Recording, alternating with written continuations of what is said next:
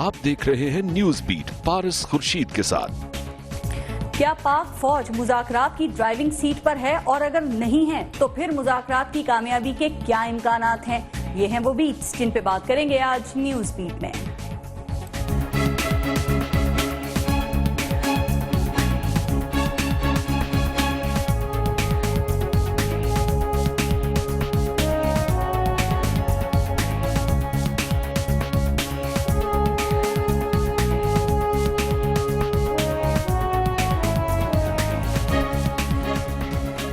Welcome to news beat, मैं हूं पारस खुर्शीद। आज पानी का आलमी दिन है। पानी जिंदगी है, ये बात थर और चोलिस्तान के लोगों से ज्यादा कौन जानता है, क्योंकि सही मायनों में ये प्यासे लोग ही पानी की अहमियत को जानते और समझते हैं। शायद पानी की इसी अहमियत के पेश नज़र उर्दू ज़बान में पानी से मुताल्लिक कई मुहावरे भी हैं, जैसे चुल्लू भर पानी, पानी अपना रास्ता खुद बनाता है।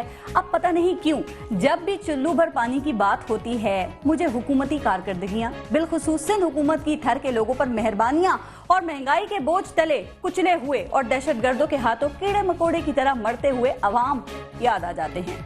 पानी जिंदगी है, पानी अपना रास्ता खुद बनाता है, बिल्कुल इसी तरह जिस तरह इक़्तिदार अपना रास्ता खुद बनाता है। और कहा जाता है कि इक़्तिदार अपना रास्ता कैसे बनाता है, ये बात मुत्तहिदा कौमी मूवमेंट से ज्यादा अच्छी तरह कोई नहीं जानता।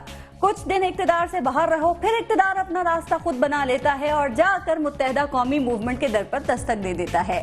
शायद इसमें भी कोई कौमी मफाद होगा जिसको तलाश करना होगा। अब जहां तक तलाश करने की बात है तो जनाब, तलाश तो हुकूमती और तालिबानी मुज़ाकरात में ये भी करना है कि दोनों फरीकों में से बड़ा फरीक कौन सा है। और अगर ये भी नहीं मालूम कि रियासत बड़ी है या तालिबान, तो मुज़ाकरात का मुस्तकबिल क्या होगा। और चूंकि अब तो मुज़ाकरात के मुस्तकबिल से अमन का मुस्तकबिल जुड़ा हुआ है, इसलिए ये सवाल भी जहनों में गर्दिश कर रहा है कि हुकूमत मुज़ाकरात से क्या हासिल करना चाह रही है, वक्ती अमन या सोच की तब्दीली के साथ एक मुस्तकिल और पायदार अमन। और सबसे अहम बात ये जानना कि अमन के हुसूल के लिए किए जाने वाले इस मुज़ाकराती अमल में पाक फौज कहाँ खड़ी है। प्रोग्राम में आज हमारे साथ मौजूद हैं अल्लामा राजा नासिर अब्बास साहब, मजहबी रहनुमा हैं, मजलिस वहदतुल मुस्लिमीन से आपका ताल्लुक है। हमारे साथ मौजूद हैं अल्लामा ताहिर अशरफी साहब, मजहबी रहनुमा हैं, पाकिस्तान उलमा काउंसिल से ताल्लुक है। PMLN से हमें ज्वाइन किया है राना मोहम्मद अफजल साहब ने, और एनालिस्ट हमारे साथ मौजूद हैं यासिर पीरजादा साहब। एक ब्रेक लेंगे, ब्रेक के बाद बात करेंगे। देखते रहिएगा न्यूज़ बीट।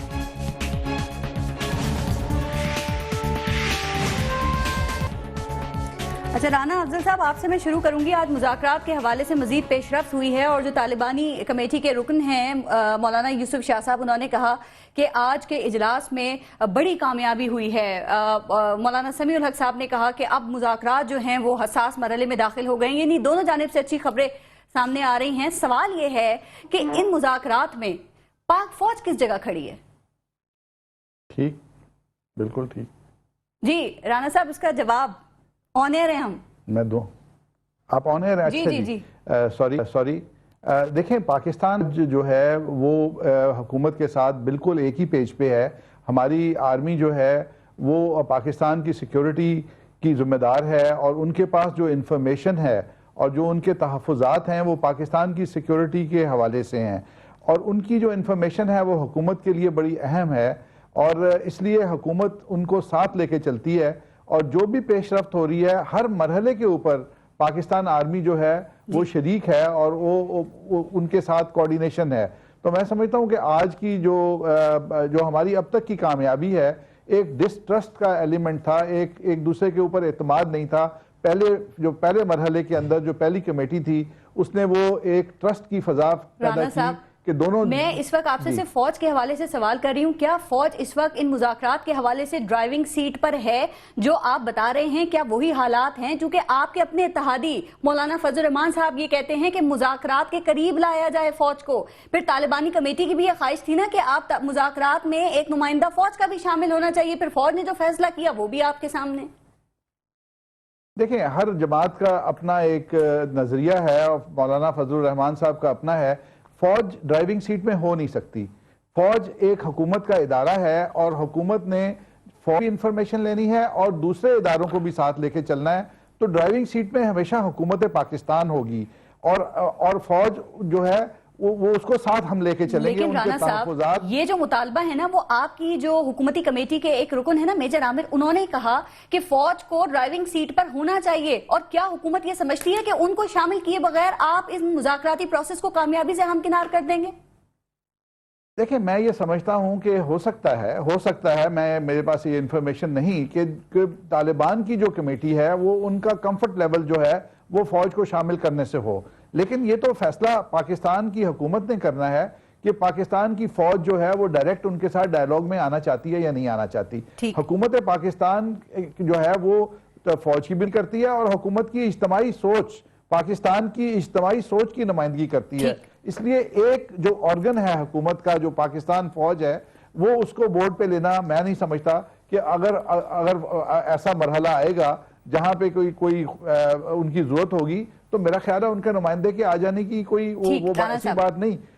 آپ کی اسی بات پہ یاسر پیرزادہ صاحب, کیا آپ اتفاق کریں گے؟ آپ نہیں سمجھتے کہ فوج کو اس عمل میں شامل ہونا چاہیے؟ اور آپ کے خیال میں یہ جو مذاکرات میں پروگریس ہو رہی ہے یہ اس میں فوج کا کتنا ان پٹ ہے؟ چونکہ رانا صاحب کہہ رہے ہیں فوج ڈرائیونگ سیٹ پر ہو, یہ ضروری نہیں. آپ کے سوال کے دو حصے ہیں. ایک دوسرا حصہ اس کا یہ ہے کہ مذاکرات میں پروگریس ہو رہی ہے, اس پر میں بعد میں آؤں گا. پہلے میں آپ کے سوال کا پہلے حصے کا جواب دے دوں کہ ڈرائیونگ سیٹ پر ہونا چاہیے یا نہیں. میرا خیال ہے ڈرائیونگ سیٹ پر تو نہیں, لیکن وہ ساتھ والی سیٹ پر ضرور بیٹھے ہیں, اور وہ اس طرح سے بیٹھے ہیں کہ وہ باقاعدہ جس کو کہتے ہیں نا کہ صحیح معنوں میں قانون کے دائرے میں رہ کر اسسٹ کر رہے ہیں کہ میاں صاحب دھیان سے ذرا آگے کھائیے, ذرا رائٹ ٹرن کر لیجئے گا بچ بچا کے, آگے اترائی آئے گی, ذرا دھیان سے سپیڈ ایکسٹرا کر لیں, اور میاں صاحب ڈرائیونگ بالکل ٹھیک ٹھاک کر رہے ہیں, اسموتھ کر رہے ہیں. یہ میرا خیال ہے this is the right way to go about it, کیونکہ ایز پر لا اور کانسٹیٹیوشن, جیسے کہ ابھی یہاں پہ انہوں نے کہا کہ with in the constitutional frame work اور لا میں وہ اسی طرح وفاقی حکومت کے تابع ہیں جیسے باقی کے ادارے ہیں. ورنہ تو جس طرح سے قیدیوں کی بات ہوتی ہے یہاں بار بار, آلدو کہ اس پر بھی میری کچھ ریزرویشن ہے, لیکن آپ کو ایسا نظر آ رہا ہے جیل خانہ جان کو, جی آپ کو ایسا سب کچھ نظر آ رہا ہے جیسا کہ کہا جا رہا ہے فوج کے حوالے سے؟ کیونکہ دیکھیں بعض حلقوں میں یہ کہا جا رہا ہے کہ اگر فوج کی شمولیت کے بغیر اگر وہ ڈرائیونگ سیٹ پر نہیں ہوتی تو جو مذاکراتی عمل ہے وہ کامیاب نہیں ہو سکتا. نہیں دیکھیں, اگر وہ ڈرائیونگ سیٹ پر ہوں تو پھر ہم یہ اعتراض کریں گے کہ وہ ڈرائیونگ سیٹ پر کس کیپیسٹی میں ہیں. حکومت تو سیاسی ہے, اتنا بھاری مینڈیٹ لے کر آئی ہے, عوام نے الیکٹ کیا ہے, تو لہٰذا ہمارے اعتراضات کی تو کوئی لمٹ ہی نہیں ہے. میرا خیال ہے جو ہو رہا ہے وہ قانون کے دائرے میں ہو رہا ہے, ہمیں اس کو اپریشیٹ کرنا چاہیے. اور خود فوج کی طرف سے بھی یہ بیان بارہا آ چکا ہے کہ وہ قانون کے دائرے میں رہ کر وفاقی حکومت کی معاونت کر رہی ہے. نمبر 1. نمبر 2 جو آپ نے کہا نا مذاکرات پروگرس آپ کو دکھائی دے رہی ہے, اللہ کرے یہ ایسا ہی ہو, آپ درست فرما رہی ہیں. یاسر پیرزادہ صاحب میں نے یہ بات نہیں کی, آج مولانا یوسف شاہ صاحب نے یہ بات کی ہے کہ مذاکرات جو ہے وہ کامیابی کی جانب بڑھ رہے ہیں, اس میں بڑی اہم پیش رفت ہو رہی ہے. چودھری نثار صاحب نے یہ بات کی ہے, میں ان کے حوالے سے پوچھ رہی تھی آپ سے. نہیں دیکھیں, سب سے اہم پیش رفت یا جو کامیابی کی سب سے بڑی علامت کوئی ہوتی ہے نا دہشت گردوں کے ساتھ مذاکرات میں, وہ یہ ہوتی ہے کہ سب سے پہلے وائلنس, تشدد جو ہے وہ بند ہو جائے. تو جب سے یہ سو کالڈ 1 مہینے کی جنگ بندی کا اعلان ہے, تو مجھے آپ یہ بتائیں کہ اس 1 مہینے کے دوران ہی کتنے خودکش حملے اور کتنے دھماکے ہوئے ہیں اور کتنی اموات ہوئی ہیں, اسی کی آپ مجھے کیلکولیشن بتا دیں. تو یہ تو سیز فائر تک نہیں ہوا ابھی تک. تو کون سی پیش رفت اور کون سی کامیابی, میں تو نہیں اس طرح کی سمجھ رہا. البتہ یہ جو پہلی کمیٹی تھی وہ کیوں تحلیل کر دی گئی میری سمجھ سے تو یہ بھی ویسے باہر ہے. یہ بھی رانا صاحب سے ذرا پوچھ لیتے ہیں, شاید یہ ہمیں سمجھا سکیں. پاورفل کمیٹی ہے, اس کو تمام مینڈیٹ حاصل ہے, لیکن اگر اس کو تمام مینڈیٹ حاصل تھا تو پھر وہ کیوں ختم ہو گئی؟ تو یہ چلیں یاسر پیرزادہ صاحب اب یہ دیکھ لیں گے نا کہ اب بیوروکریٹس جو ہیں وہ کتنے طاقتور ہیں, وہ کتنے پاورفل ہیں. اب ذرا یہ بھی دیکھ لیں گے علامہ طاہر اشرفی صاحب, اب اس وقت جو طالبان کی شرائط ہیں جن کا بھی رانا صاحب نے بھی ذکر تھوڑا سا وہ انہوں نے بیچ میں کیا کہ وہ قیدیوں کے حوالے سے اور فری پیس زون کے حوالے سے, تو یہ تو ساری فوج اس میں شامل ہے نا, اور کہا یہ جا رہا ہے کہ فوج مذاکراتی عمل میں شامل نہیں ہے, جو ان کی شرائط ہیں وہ لنکڈ ہیں فوج سے. تو آپ حکومت کو بھی جانتے ہیں اور آپ طالبان کو بھی جانتے ہیں, تو اس صورتحال میں کامیابی کے کتنے امکانات آپ کو لگ رہے ہیں ان مذاکرات کے جو 2-3 دن بعد شروع ہونے والے؟ بسم اللہ الرحمن الرحیم. دیکھیے پہلے تو میں آپ کو یہ بات بتا دوں کہ یہ تصور اگر کسی کا ہے تو بالکل غلط ہے کہ حکومت کہیں اور ہے اور فوج کہیں اور ہے. فوج اور حکومت ایک پیج پر ہیں. یہ مذاکرات شروع ہی نہیں ہو سکتے تھے اگر فوج حکومت کے ساتھ ایک پیج پر نہ ہوتی.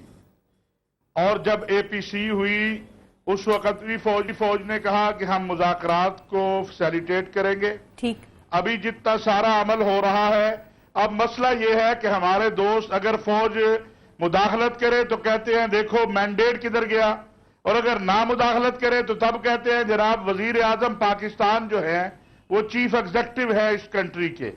जब वो अपनी सरबराही में इस सारे मामले को देख रहे हैं तो फौज भी उनके साथ ऑन बोर्ड है, ISI भी ऑन बोर्ड है, बाकी भी ऑन बोर्ड है। ये बात मैं बड़े दावे से कह सकता हूं। ठीक।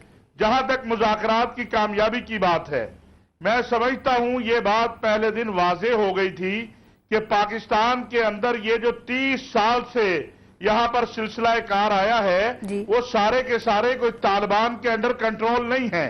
उनमें अलकायदा है, आर्य उज़्बक है, ताजिक है, हमारे पड़ोस हमारे दोस्त करजई साहब जो पाल रहे हैं हमारे लिए, और जो उन्होंने वहां पर कैंप खुलवाए हुए हैं उनके लोग हैं। तो ये एक दिन में अमन नहीं आ सकता। साहब अगर सब उनके अंडर कंट्रोल नहीं है, सब उनके उसमें कंट्रोल में नहीं है, तो फिर सिर्फ उन्हीं से मुज़ाकरात क्यों हो रहे हैं? देखिए, मुज़ाकरात चोई निसार साहब कई बार कह चुके हैं कि मुख्तलिफ लोगों से मुख्तलिफ जगहों पे मुख्तलिफ मामलात पे हो रहे हैं। तारीके तालिबान पाकिस्तान एक बड़ा गिरोह था, एक बड़ी जमात थी, उनके साथ मुज़ाकरात के नतीजे में सीज फायर हुआ, फिर अलकायदा ने कहा हम भी करते हैं, उसके बाद जो है जुंदुल्ला ने कहा हम भी करते हैं, और अब यहां मामला आ गया कि अब तालिबान और हुकूमत आमने सामने बैठेंगे। तो भाई एक महीने डेढ़ में ये कौन से सीज फायर हैं, कब हुए हैं ये? भाईजान ये सीज फायर अगर ना होता, वो पूछे कब हुआ है? आज से हफ्ता डेढ़ पहले अलकायदा ने ऐलान किया और जुंदुल्ला ने। आप तो माशाल्लाह पीरज़ादा साहब अखबारात नहीं, इस दौरान जो हमले हुए अलामा साहब इस दौरान जो हमले हुए फिर वो किसने किए? देखिए, ये एक बड़ा सवाल है कि पेशावर में एक दिन हमला होता है और कोयटा में भी एक दिन हमला होता है उसी चंद घंटे में, और कोयटा में हमला होता है अहले सुन्नत वल जमात जिसे आप सिपाही साहबा कह ले उसके जलसे के ऊपर। तो फिर आप मुझे बताइए कि ये हमला करने वाले तो ना लश्कर जंगवी के हुए ना तालिबान के हुए। तो यही हमारा सवाल है कि ये कौन है, और मैं ये समझता हूं बिल्कुल सिपर साहबा पर हमला नहीं हुआ था, जहां उनका जलसा हो रहा था उससे कुछ दूर हुआ था, और उसके बावजूद उन्होंने बड़ी आजादी के साथ अपना जलसा किया है। मैं जरा अलामा साहब को भी शामिल कर लूं, वो आपकी बात में कुछ ऐड करना चाह रहे हैं। एक सेकंड, आपका क्या ख्याल है कि धमाके के नतीजे में वो अपना जलसा छोड़ के भाग जाते? ये तो बड़ी अजीब बात है। कोई भी मजहबी सियासी जमात ऐसा नहीं करती। धमाका होता तो वो छोड़ के भाग जाते कि धमाका हो गया तो हम भाग चले जी, ऐसा तो नहीं होता है। ठीक, अलामा साहब आप जवाब देना चाह रहे थे, और साथ साथ जरा जो अभी अलामा ताहिर अशरफी साहब ने बात की, तो ये बताइएगा कि क्या आपको भी ये लग रहा है कि ये जो मुज़ाकरात हैं वो सिर्फ हुकूमत पाकिस्तान और तालिबान के दरमियान हो रहे हैं और किसी किस्म का कोई एक्सटर्नल प्रेशर असरात नहीं है? पहली बात यह है कि हमें अमन चाहिए इस मुल्क में ना। अमन हमारे तमाम पाकिस्तान के अवाम की ख्वाहिश है, तो उसी के लिए तो कोशिशें हो रही हैं। अच्छा, अब अमन के लिए आप क्या कहते हैं कि हम इन दहशतगर्दों के साथ मुज़ाकरात करने को जा रहे हैं?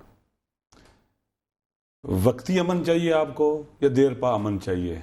मुस्तकिल जी। आपको कुछ दिनों के लिए अमन चाहिए या इस मसले को हल करना चाहते हैं आप? एक ऐसा माइंडसेट जो तकफीरी माइंडसेट है जी, और बाकायदा जिस उस माइंडसेट और उस नज़रिए सोच के तहत ये लश्कर और ये दहशतगर्द गिरोह वजूद में आए हैं। आपकी अपनी पॉलिसी जो अफगानिस्तान के बारे में स्ट्रेटजिक डेप्थ की और इसके अपने हमसाया ममालिक के बारे में है, जब तक बुनियादी तब्दीलियां नहीं आती और इन दहशतगर्दों के साथ आप कोई भी जब कदम उठाते हैं तो उसकी कोई ग्राउंड्स होनी चाहिए। मॉरल ग्राउंड्स होती हैं, कानूनी और आइनी ग्राउंड्स होती हैं, शरी और दीनी ग्राउंड्स होती हैं। आइन की रोशनी में ये बागी हैं, दीन की रोशनी में ये मुहारिब और मुफसद फिल अर्ज हैं, बेगुनाहों के कातिल हैं, बच्चों के कातिल हैं।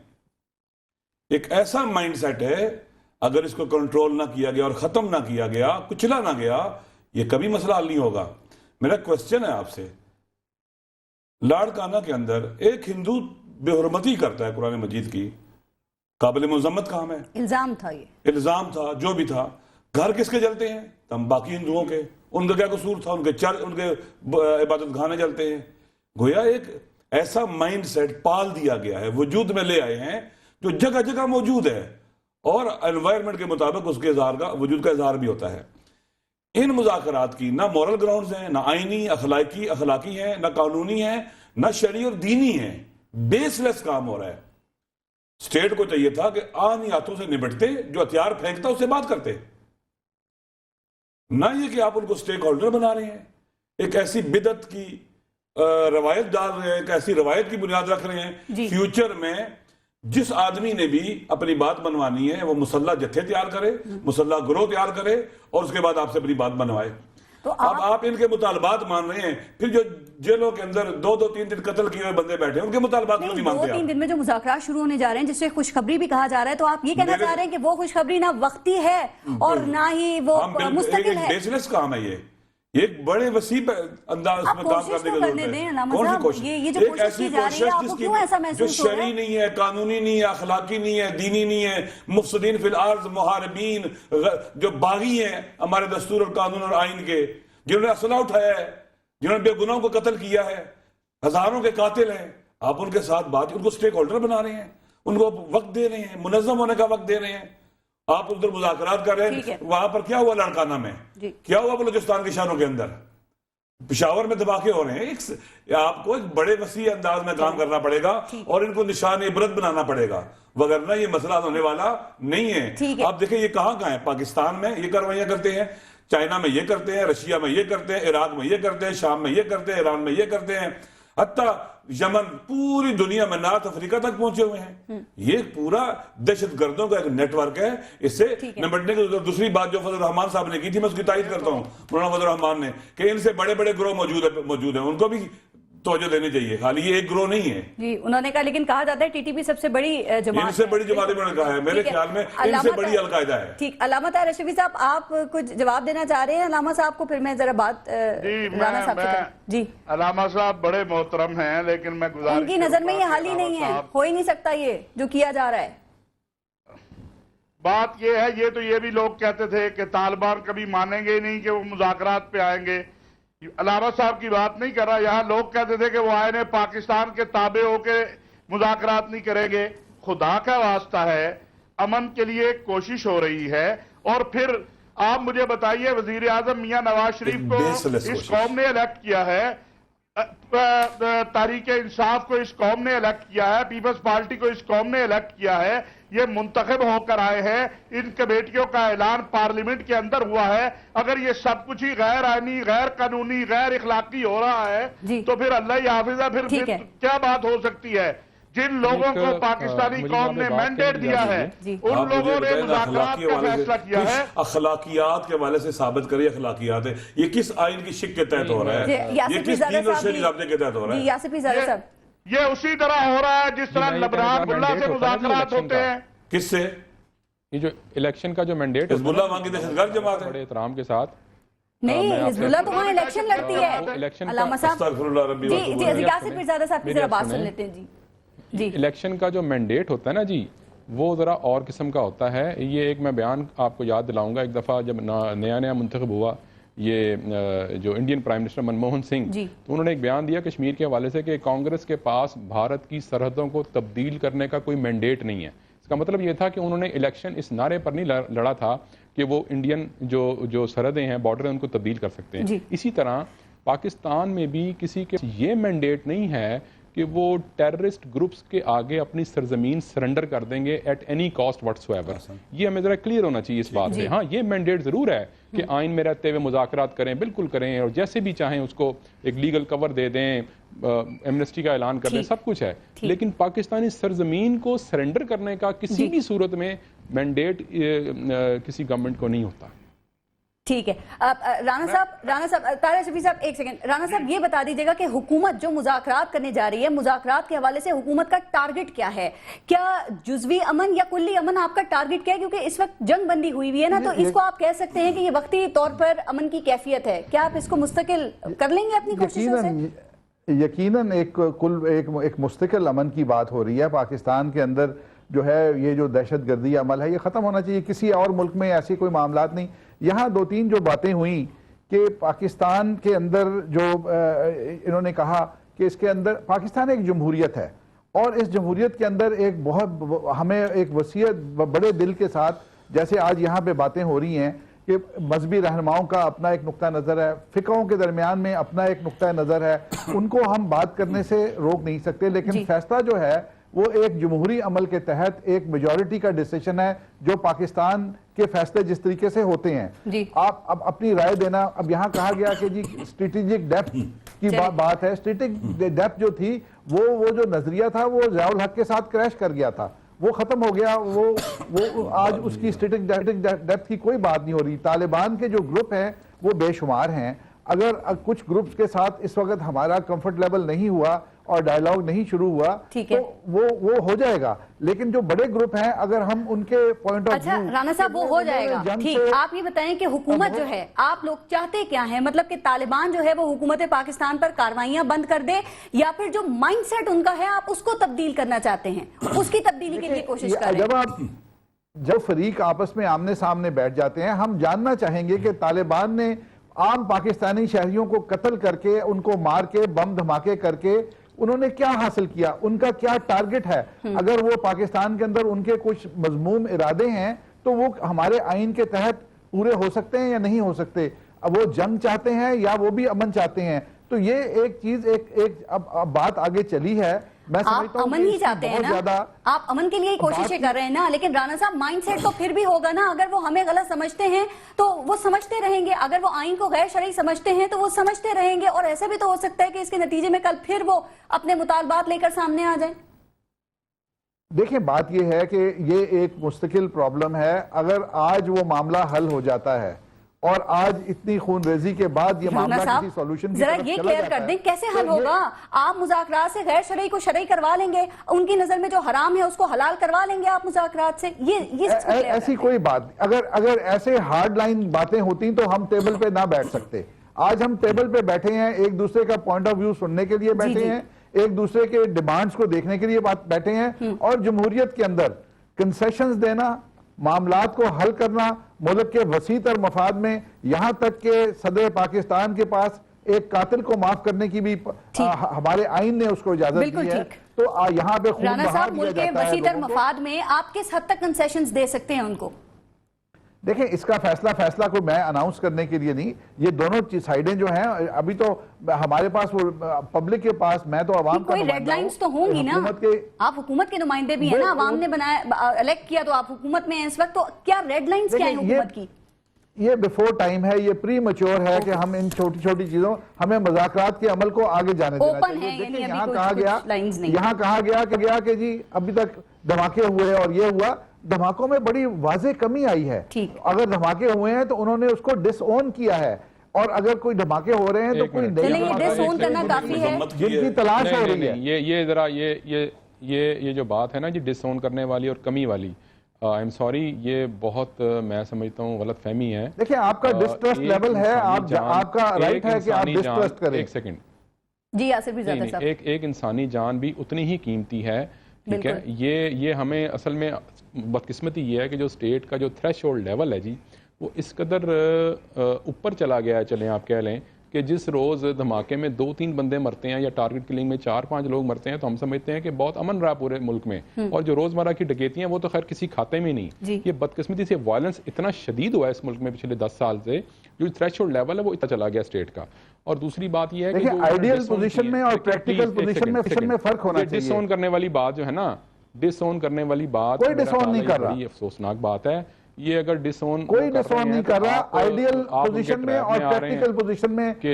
یاسر پیرزادہ صاحب آپ کو حکومت کا فوکس کس پہ لگ رہا ہے ابھی؟ یہ وقتی حل کی طرف جا رہے ہیں یا یہ مستقل حل کے لیے ان کے مائنڈ سیٹ کو تبدیل کرنا چاہ رہے ہیں تاکہ ہم لوگ میں مسلمان تو کافر کی بحث سے نکل جائیں؟ وقتی حل کے لیے یاسر پیرزادہ صاحب جی یہ آپ کا سوال بڑا ویلڈ ہے، کیونکہ جب بھی اس طرح کے گروہوں سے مذاکرات کی بات ہوتی ہے تو اس میں 2 طرح کے جو ہے نا گروہ ہوتے ہیں، ایک وہ ہوتے ہیں جن کو ہم نہلسٹ کہتے ہیں، یعنی کہ وہ ایبسولوٹزم میں قائل ہوتے ہیں، وہ انہیں وائلنس ہی کرنا ہوتا ہے کم وقت میں، ان کا ایجنڈا ایسا ہوتا ہے کہ جس کو آپ کسی صورت مان نہیں سکتے۔ اور دوسرے وہ ہوتے ہیں جنہوں نے آرمڈ اسٹرگل اس لیے شروع کی ہوتی ہے کیونکہ زیادہ تر وہ لوگ ہوتے ہیں جو کہ ٹیررسٹ موومنٹس میں ہوتے ہیں، یا ان کی جو پولیٹیکل رائٹس ہوتی ہیں وہ مانی نہیں جا رہی ہوتی ود ان دا سسٹم، اس لیے وہ اپنی پریزنس کو شو کرنے کے لیے عام اسٹرگل کرتے ہیں. ہم نے بدقسمتی سے جو پہلی والی مثال ہے نا اس کا سامنا ہے، اور اسی لیے میں یہ بار بار بات کہتا ہوں کہ وہ اس مثال کے ہوتے ہوئے یعنی جو ایبسولوٹ قسم کے جو لوگ ہوتے ہیں بالکل وائلنس میں بلیو کرتے ہیں، ان کے ساتھ آپ جب نیگوشیٹ کریں گے بھی تو میرا نہیں خیال کہ آپ الٹیمیٹلی پیس لے لیں گے. وقتی طور پہ شاید آپ حاصل کر سکیں، لیکن جو آپ کا سوال ہے نا کہ الٹیمیٹلی امن حاصل کرنا وہ بہت مشکل، تقریباً ناممکن ہوتا ہے. علامہ طاہر اشرفی صاحب، کس حد تک یاسر پیرزادہ صاحب کی بات سے آپ ایگری کریں گے؟ اور ساتھ ساتھ دیکھیں کہا جا رہا ہے کہ جو مائنڈ سیٹ کو تبدیل کرنے والا قدم ہے نا وہ ایک بہت اہم قدم ہے، اور یہ بھی کہا جاتا ہے کہ اس کے لیے ضروری ہے کہ پھر جو مدارس ہیں ان کے لیے کام کرنا ہوگا. لیکن وفاق المدارس کہتا ہے کہ اگر مدارس جو ہیں ان کی طرف دیکھا، انہیں چھیڑنے کی کوشش کی گئی تو پھر اعلان جنگ ہوگا. تو پھر مسئلہ کیسے حل ہوگا؟ دیکھیے، پہلی درش یہ ہے کہ ابھی ہم بڑی ابتدا میں ہیں. اللہ کرے یہ معاملات اپنی تکمیل کو پہنچے، یہ امن کا عمل اپنی تکمیل کو کامیابی سے اللہ کرے. ہماری ایک ہی خواہش ہے، وہ ہے امن. جی. اور اس کے لیے بڑی واضح بات ہے، ابھی جیسے کہا گیا کہ زمین سرنڈر کر دی جائے، یا پاکستان کا ایک ایک انچ بھی جو ہے وہ ہم سب کے لیے اپنے بچوں، اپنی جانوں سے زیادہ قیمتی ہے. کبھی بھی کسی گروہ کے سامنے یا کبھی کسی ایسی جماعت کے سامنے جو گن کی بنیاد پہ ہماری سرزمین کو چھیننا چاہے گی، یہ سرزمین اسے نہیں دی جا سکتی. یہ ذہن میں رہنا چاہیے. بات ہو رہی ہے آئین پاکستان کے تحت، کہا بات آئین پاکستان کے تحت ہو رہی ہے. بات یہ آپ کے بیوروکریٹس ہیں جو آئین پاکستان کے تحت ہی بھرتی ہوئے ہیں، بات ان سے وہ کرنے جا رہے ہیں. تو بھائی ابھی دیکھ لینا، جہاں کچھ وقت گزرا ہے اور دیکھ لیتے ہیں. جب ایک چیز واضح ہو گئی کہ جو امن کی بات کرے گا اس سے امن کی بات کی جائے گی، جو تشدد کی بات کرے گا اس سے اسی زبان میں بات کی جائے گی. وزیر اعظم اس بات کو بار بار کہہ چکے ہیں. علامہ صاحب، جو پیس نیگوشیٹر ہیں جب وہی اعلان جنگ کی بات کر دیں کہ مدارس کو اگر چھیڑا جائے گا تو اعلان جنگ ہوگی، تو میں اس پہ آپ سے سوال پوچھ رہی تھی. دیکھیں بات سنیں، یہ دوسری بات ہے جو مدارس کی بات ہے. دیکھیے میں اس میں صرف اتنی عرض کروں گا کہ مدارس عربیہ جو ہیں وہ خواہ دیوبندیوں کے ہوں، بریلویوں کے ہوں، اہل حدیثوں کے ہوں، شیعہ کے ہوں، وہ اس وقت اس ملک کے اندر دین کی، ملک کی، اسلام کی خدمت کر رہے ہیں. اگر حکومت کو کوئی اعتراض ہے، ویسے آج چوئی نثار صاحب نے کلیئر کر دیا ہے کہ ہم کوئی مدارس کے خلاف پالیسی نہیں لا رہے، کوئی ہم کریک ڈاؤن نہیں کرنے جا رہے. اس کے بعد میں مطلب قومی سلامتی پالیسی پر عمل نہیں ہوگا. ٹھیک ہے، مجھے ایک بریک کی طرف جانا ہے. ایک منٹ مجھے مکمل کر لینے دے. قومی سلامتی پالیسی میں کوئی ایسا نقطہ نہیں ہے کہ جس سے کوئی مدارس کو خطرہ ہو. اور اس کی فنڈنگ کے حوالے سے بات ہے، واضح لاہے عمل موجود ہے. فنڈنگ کے حوالے سے، نصاب کی چیکنگ کے حوالے سے، اور ان کو جدید تقاضوں پہ ہم آہنگ کرنے کے حوالے سے، یہ ساری باتیں نیشنل سیکورٹی کاؤنسل میں. اب آپ سن لیجئے، مدارس میں جدید تعلیم بھی دی جا رہی ہے، مڈل ہے، میٹرک ہے، ایف اے ہے. فنڈنگ میں کہتا ہوں، میں آپ کو بڑی ذمہ داری سے کہتا ہوں، میں آپ کو بڑی ذمہ داری سے کہتا ہوں، ہر مدرسے کا آڈٹ ہوتا ہے. اور بطور سربراہ تحریک کے تحفظ مدارس دینیہ میں کہتا ہوں اگر کوئی مدرسہ ایسا ہے جس کو باہر سے فنڈنگ آ رہی ہے اور اس کے شواہد قومی سلامتی پالیسی مسترد کرنے کی ضرورت کیا تھی؟ علامہ صاحب، علامہ ناصر عباس صاحب، ذرا اس پر آپ کامنٹ کرتے ہیں. بریک کا ٹائم ہو رہا ہے. میرے خیال میں ہمیں صاف اور شفاف رہنا چاہیے. مدارس کے جو وفاق ہیں خود کہنا چاہیے حکومت کو، آئیں دیکھیں ہمارے مدرسوں کو، چیک کریں، اسکریننگ کریں. اگر آپ کو کوئی دہشت گرد ملتا ہے پکڑ کے اس کو لے جائیں. ہمیں اپنا آڈٹ کرانا چاہیے، اپنے مالیات کو شفاف رکھنا چاہیے، اور پھر یہ چیک رکھنا چاہیے اگر باہر سے کسی بھی مدرسے کو، کسی حکومت سے کوئی بھی مملکت کسی مدرسے کو فنڈ دے رہی ہے تو اس مدرسے کو بند کرنا چاہیے. اگر کسی حکومت نے دینی ہے تو ہماری حکومت کے ذریعے لوگوں مدرسے کو فنڈ دے، ڈائریکٹ فنڈ دینا بند کروایا جائے. اتنے ہزاروں کی تعداد میں مدارس جو ہیں اس طرح سے چلنا، 20-30 لاکھ کی بورڈنگ اور لاجنگ، یہ سادہ کام نہیں ہے. فنڈ کی بات کریں، وہ سعودی جو منسٹر ہے وہ جا کے وفاق المدارس کی کانفرنس سے خطاب کرتے ہیں. آپ تو صرف فنڈ کی بات کر رہے ہیں، چونکہ کہا جا رہا ہے نا ان کا بھی کوئی انٹرسٹ نظر آ رہا ہے. میرے خیال میں ہمارے ملک کے اندر ہر قسم کی مداخلت کو ہمیں روکنا پڑے گا.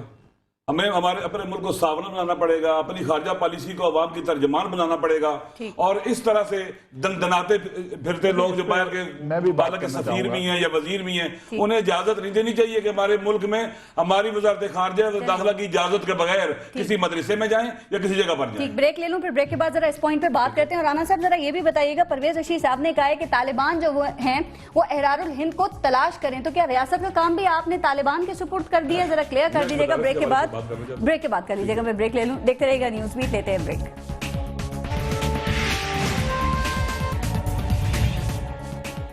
اچھا رانا صاحب، آپ مدارس کے حوالے سے بات کرنا چاہ رہے تھے، پھر رانا صاحب سے ذرا احرار الہند کی بات کریں گے۔ جیسا کہ وفاق المدارس کے اجلاس میں، یہ مدارس کا اجلاس تھا، احتجاجی اجلاس تھا، سعودی وزیر کو وہاں پہلی بات ہے خود نہیں جانا چاہیے تھا، ہماری حکومت کو اجازت نہیں دینی چاہیے تھی، اگر بغیر اجازت کیا گیا تو ہماری حکومت کو پوچھنا چاہیے تھا، وزارت خارجہ کو پوچھنا چاہیے تھا تم کیوں گئے ہو۔ پھر جو لوگ جلسہ کر رہے تھے احتجاجی جلسہ، ان کو بلانا نہیں چاہیے تھا اس کے اندر اس کو۔ میرے خیال میں یہ بدعتیں ہیں، ان کا راستہ میں روکنا پڑے گا۔ ایک 20 کروڑ عوام کا ایٹمی ملک اتنا کمزور ہو جائے کہ جو جس کا دل چاہے یہاں کرے اور کوئی اس کو پوچھنے والا نہ ہو۔ $1.5 ارب بھی تو ملتے ہیں۔ $1.5 ارب کی کیا حیثیت ہے؟ ایک 20 کروڑ عوام کا ایٹمی ملک پاکستان، جس کو جان اسلام کی قیادت اور رہبری کرنی چاہیے تھی، انہی تعلقات نے، اسی طرح کی خارجہ پالیسیوں نے پاکستان کو اتنا کمزور ملک بنا دیا ہے کہ یہ جو دنیا کے کمزور اور پپٹ ملک تھے، ہم ان کے پیچھے لگے ہوئے ہیں، جن کی بھی حیثیت نہیں ہے اقوام عالم کے اندر۔ رانا صاحب کیا پتا ہے اسی یہاں تک ہی ایکسس کے لیے انہوں نے $1.5 ارب دیے ہوں، کیا پتا؟ نہیں دیکھیں، یہ بات کو ایک بالکل غیر ضروری طول دے رہے ہیں۔ دیکھیں بات یہ ہے کہ پاکستان کے اندر وفاق المدارس کی حیثیت یونیورسٹیز اور کالجز جیسی حیثیت ہے۔ یہ فرقہ وارانہ بہت بڑا مسئلہ ہے رانا صاحب، یہ ایسے ہی کوئی یہ کہہ دینا کہ سارے وفاق المدارس جو ہیں وہ فرقہ واریت پھیلا رہے ہیں، یہ جنرلائزیشن ہے۔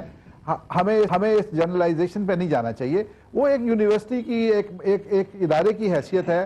اگر یہاں پہ آپ برٹش کاؤنسل کو ان کے مرضی کے اداروں میں جانے کی اجازت دیتے ہیں، آپ عیسائیوں کے جو ان کے مذہبی رہنما ہیں ان کو یہاں چرچز کو وزٹ کرنے کی اجازت دیتے ہیں، اگر ایک کسی مخصوص فقہ کے لوگ اپنے مرضی کے مدرسے میں چلے گئے تو اس کا ایشو بنا دینا، میں سمجھتا ہوں کہ بہت بڑے جو حالات ہیں نا، صرف جانا نہیں ہے، کہا جاتا ہے کہ فنڈنگ کا بھی معاملہ ہے نا۔ پبلک کے علاوہ کوئی خفیہ کام کیا ہے، پاکستان کی ایجنسیز کو یقیناً دیکھنا چاہیے تھا، لیکن یہ ایک جمہوریت ہے۔ ہم اس کے اندر جو فقہ کا جس فقہ سے تعلق رکھنے والا ہے وہ اپنے فقہ کی تعلیم اگر حاصل کرنا چاہتا ہے تو ہماری حکومت کوئی اس پہ پابندی نہ لگانا چاہتی ہے، نہ لگانی چاہیے۔ ٹھیک، اچھا ایک بات میں یہ سمجھتا ہوں کہ یہ نان ایشوز ہیں۔ ٹھیک، طارق شفیع صاحب ذرا ایک چیز میں، ہمارے ایشوز نیشنل سیکیورٹی کے ایشوز ہیں، ہمارے ایشوز پاکستان میں استحکام اور امن کے ایشوز ہیں۔ یہ نان ایشو ہے؟ اکانومی سب سے بڑا ایشو ہے۔ رانا صاحب آپ ہی کی بات پوچھ رہی ہوں میں، کیا یہ نان ایشو ہے؟ فورس ہے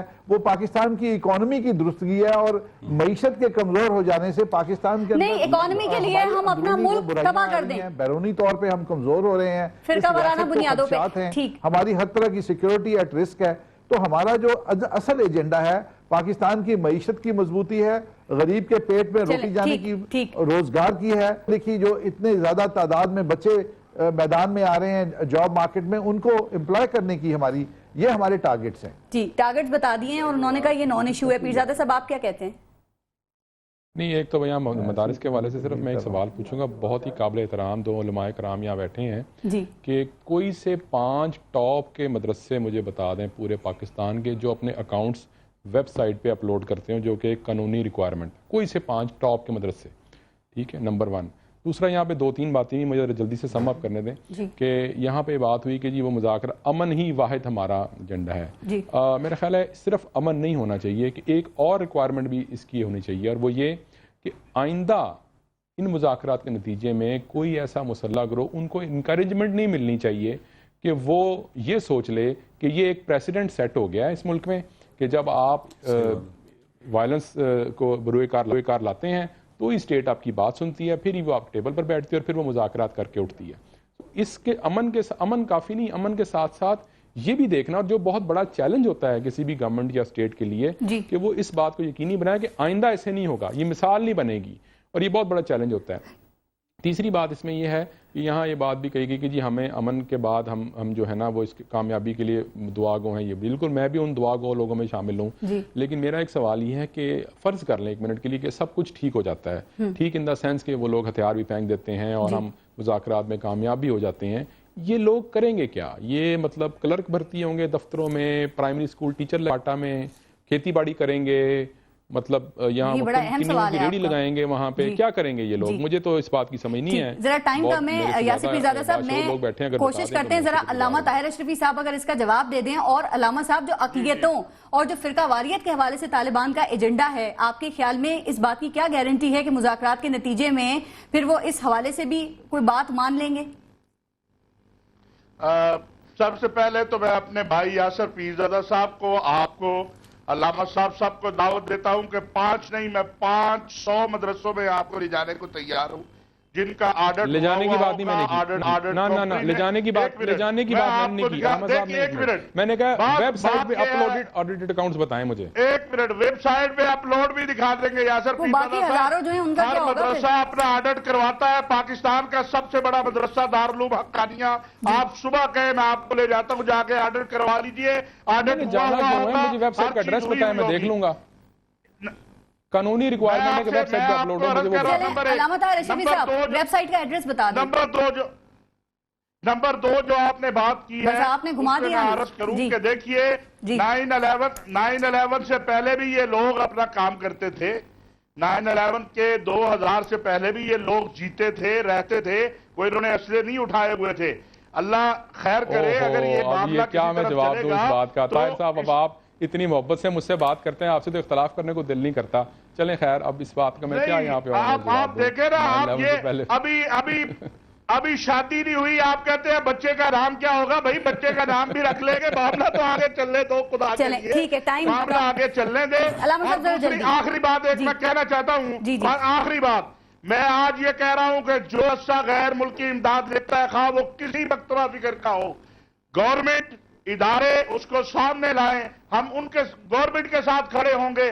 ہم ان لوگوں میں، ہم کہتے ہیں اس ملک کے اندر مدرسہ ریفارمز کے نام پر، یہ آپ کہہ رہے ہیں وفاق المدارس نہیں مانتا اس بات کو، وہ مسترد کر دیتے ہیں اس بات کو. ٹائم کا ہے، میں علامہ صاحب جواب دے دیں اور ساتھ ساتھ وہ کون سے ایسے سٹیپس ہیں، کون سے ایسے اقدامات ہیں، کیا کیا جائے کہ آپ لوگوں کا بھی مذاکراتی عمل پر اعتماد بحال ہو جائے گا، آپ بھی اسے سپورٹ کریں گے، کیا کریں؟ میرے خیال میں پاکستان کے اندر قانون، آئین، دین اور شریعت کے مطابق اگر اقدامات اٹھائے جائیں، قاتل کو قاتل سمجھا جائے، مجرم کو مجرم سمجھا جائے، دہشت گرد کو دہشت گرد سمجھا جائے، اسے سٹیک ہولڈر نہ بنایا جائے، اور آئین، قانون، دین اور شریعت جو کہتے ہیں اس پر عمل ہونا چاہیے. نمبر 1. نمبر 2، پاکستان کی خارجہ پالیسی پاکستان کے عوام کی ترجمان ہونی چاہیے.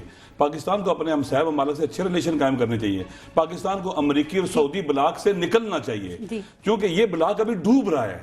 پاکستان کو اس بلاک میں آنا چاہیے جو اس ریجن کے ساتھ نیچرل اس کا لنک ہے. پاکستان کو چائنا کے ساتھ کھڑا ہونا چاہیے، رشیا کے ساتھ کھڑا ہونا چاہیے، جو ریزسٹنس کا بلاک ہے اس کے ساتھ کھڑا ہونا چاہیے، اور امریکہ کے اور سعودیہ کے بلاک سے نکلنا چاہیے. سعودیہ دنیا میں اسلامی ممالک، پاکستان کے اندر، افغانستان کے اندر، عراق کے اندر، شام کے اندر، لبنان کے اندر، حتیٰ مصر کے اندر، یمن کے اندر دہشت گردوں کو سپورٹ کر رہا ہے. پاکستان کو سعودی پالیسی کے ساتھ نفی نہیں ہونا چاہیے، اس سے باہر نکلنا چاہیے. پاکستان کو چاہیے کہ پاکستان اپنے عوام کی ترجمانی کرے. پاکستان سعودیہ کے پیچھے نہ لگے. پاکستان ایک جمہوری حکومت ہے، سعودیہ کنگڈم ہے، اس کی کوئی ویلیو نہیں ہے، یو اے کی کوئی ویلیو نہیں ہے، کوئی حکومتیں ہیں قطر، چھوٹے چھوٹے شہر ہیں. یہ ہمارے ملک کو باقاعدہ ایک ساورن پالیسی، خارجہ پالیسی جیسے بھٹو صاحب کے زمانے میں تھی، پاکستان کی متحرک خارجہ پالیسی ہونی چاہیے، اور پاکستان کے انٹرنل معاملات کے حوالے سے نفرتوں کو مٹانے کے لیے بہت شکریہ اقدامات کرنے چاہیے. علامہ راجہ ناصر عباس صاحب، علامہ طاہر اشرفی صاحب، ٹائم بالکل ختم ہو گیا. بہت شکریہ آپ کا. یاسر پیرزادہ صاحب اور رانا محمد افضل صاحب پروگرام میں جوائن کرنے کا بہت شکریہ. کہا جاتا ہے کہ ظلم کا بدلہ صرف احتجاجی شعور کی بیداری سے ہی ممکن ہے، اور یہ بات بھی حقیقت ہے کہ شعور کا تعلق زندہ انسانوں سے ہوتا ہے، مردوں سے نہیں. تو کیا بحیثیت قوم ہم شعور کی بیداری کی کس منزل پہ ہیں، زندوں میں یا مردوں میں؟